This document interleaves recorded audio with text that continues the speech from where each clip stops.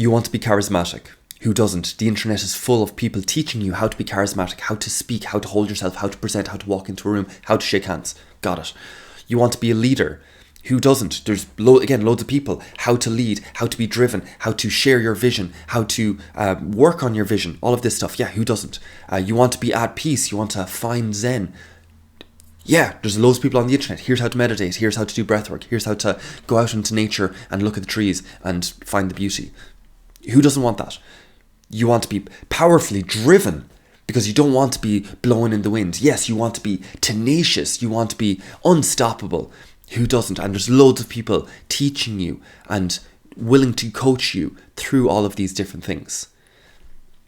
The question I want you to ask yourself today is there any one skill that you could develop that would generalize to all of these sectors, all of these desires, all of these ambitions, these qualities that you want to have in your life? And I would argue that there is an answer. There is one thing that generalizes to all of those, to anything that you might be pursuing at the moment. It's mental flexibility. It is the ability to be serious and to be funny.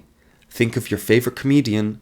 They probably have a message. George Carlin, master of this. Super funny, but he saw the world.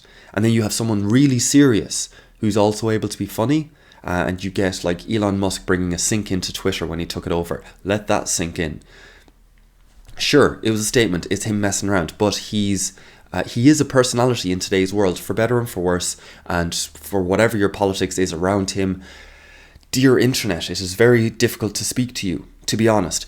But I have to, because we have to start coming to this conversation of mental flexibility.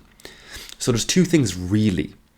One is mental flexibility and the other is wisdom. So what is mental flexibility? It is that ability to be funny and to be serious. It is not the performance planning out a script of here's my funny side and here's my serious side. It's not that. It is in the moment that you are able to feel it. So let's put it into another context. When you are in conflict and you are correcting your child, your partner, your family member, your friend, or put it into work.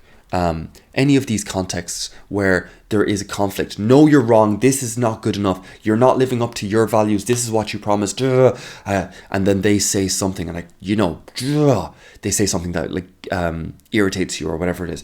No, there's a conflict. Now, the question is there mental flexibility? One, and the one that's important is the one in the conflict. But to generalize it for a second, are you able to walk away from the conflict, drive home, and not be driving aggressively? Are you able to go talk to another co-worker or another friend or family member or child or whatever else, and not bring that tension, that fire into the next? Are you able to just, that was a moment, and do you have the flexibility for that? But really, it's in the conflict itself. These are my needs. These are my wants. I can't believe you just said that.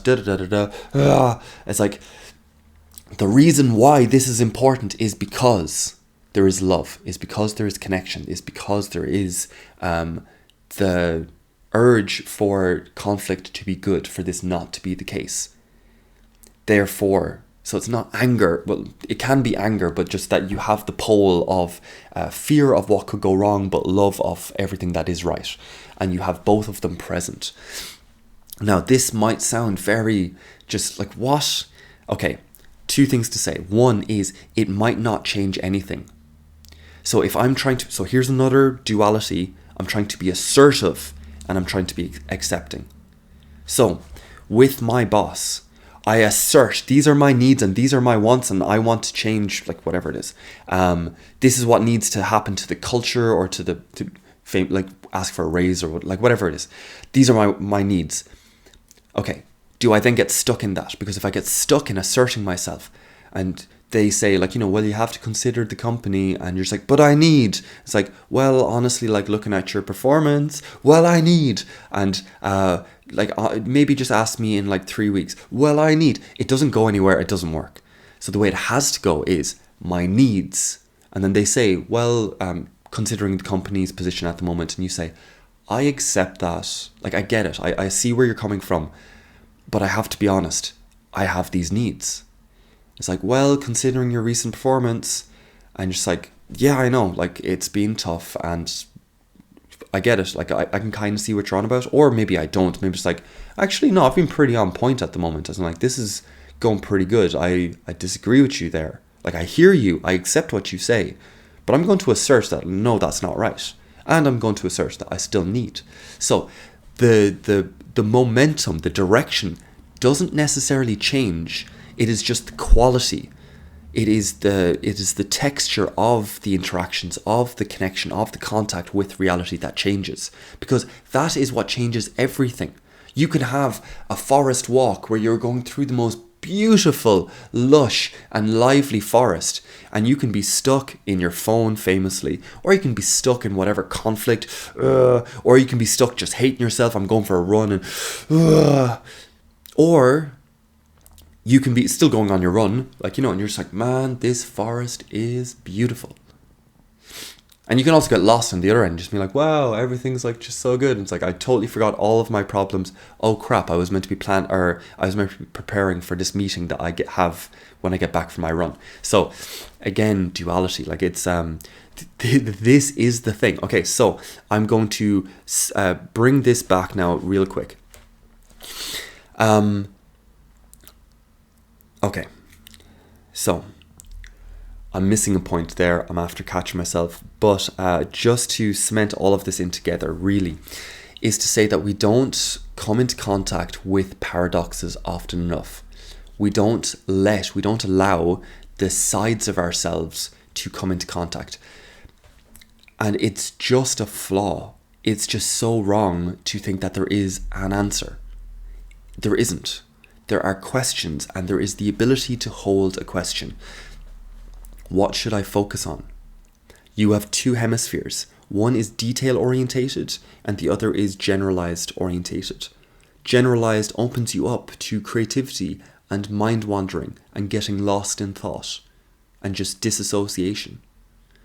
Details focuses you on the details but narrows you down and is a sterile version of thinking, doesn't allow any creativity in, but gets stuff done because it's focused on the details.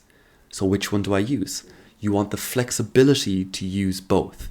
Okay, I have two nervous systems. I have fight or flight and I have rest and digest.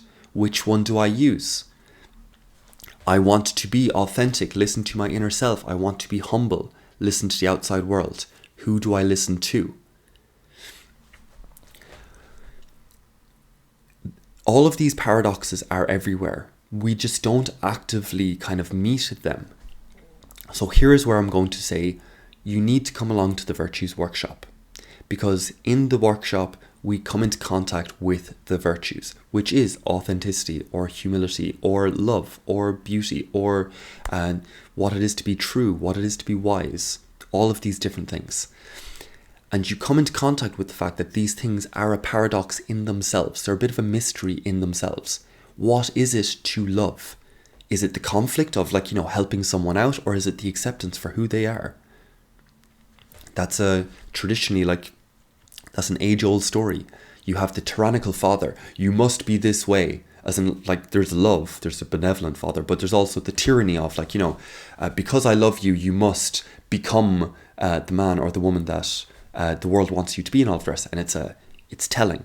And then you get the divine mother or devouring mother, which is, I love you no matter what. And you're 30 and you're still living at home and you're eating Doritos and you're covered in slime and drinking beers and you're not contributing to anything outside of the house. I love you no matter what. Devouring mother. So, which one do we listen to? These paradoxes are everywhere. And it's in the tension, it's in holding that you get to play music. It's like a guitar string. Hold the tension in the right way, so it's not too tense or too loose, and again, that's a skill, and be able to play music then, another skill. So, mental flexibility and the wisdom to know how to do it.